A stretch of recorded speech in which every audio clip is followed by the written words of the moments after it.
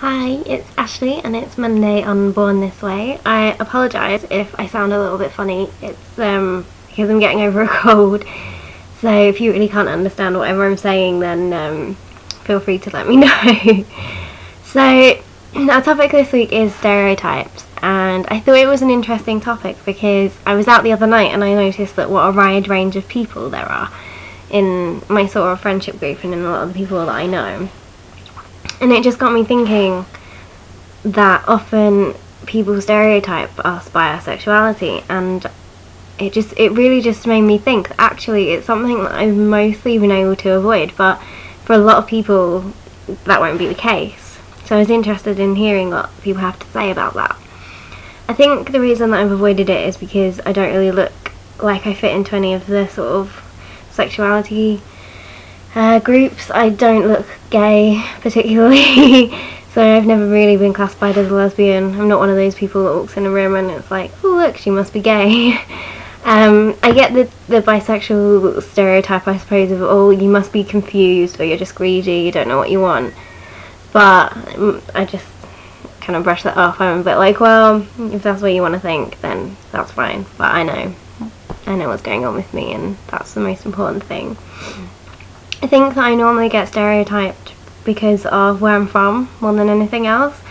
I have I come from a place that has like a really bad reputation, and I don't know why, because I don't look anything like the stereotype. I don't even sound like the stereotype, but the minute I turn around and say, oh, I'm from Essex, people are instantly like, no, you must be this person.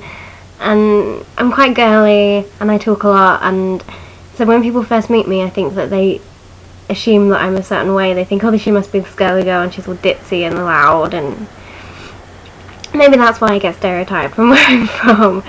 But I think it then surprises people that there's a lot more to me than that, and I think that has been quite important to me, that it either makes people think, oh, well, she's not just, you know, this one layer person who we thought was a certain way, and that sometimes puts people off, but usually it works out for the best and people realise that there's a person there that they might want to get to know. And I think I found that with most of my friends, that they meet me and they think that I'm really crazy and I'm really noisy and I don't shut up talking, and I think then they realise that actually that changes. So back to stereotypes. I know that one of my housemates, she fits really quite in with the lesbian stereotype, and I think wherever we go people just look at her and they know. But with me, people just assume that I'm straight because apparently that's how I look, and I'm not. So it can lead to a lot of awkward situations, and I notice that a lot when we go out to bars and things, that I get a lot of guys come up to me who are like, oh, you must be straight, let's hit on you, I think we must have more of a chance with you, and then you get the super drunk one who thinks that that's right, I'm with my friend anyway, even though she looks gay. So I think that it's one of those things that kind of presents itself a lot in everyday life. I did it actually on one of my psychology modules last year, or it might have been this year, I can't remember, and it is one of the things that we use to judge people, and again that's another reason why I thought it was quite an important topic, because we use it as a way of categorising the people that we meet, and often we use it in a negative way and decide that actually we don't want to know those people.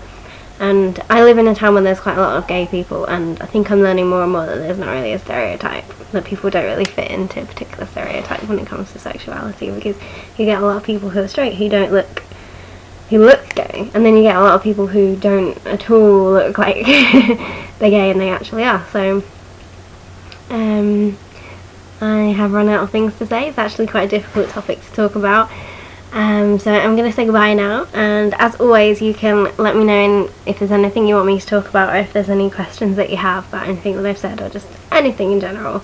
But another big thing is we now have a Tumblr page, so if you want to follow us, I will put the link in the description, so come and join us on Tumblr, although there's not an awful lot going on there at the moment. We're getting around to it, and it's now there, so yay! I hope you enjoy it. And I hope you've enjoyed watching my video, and I'll be back next week.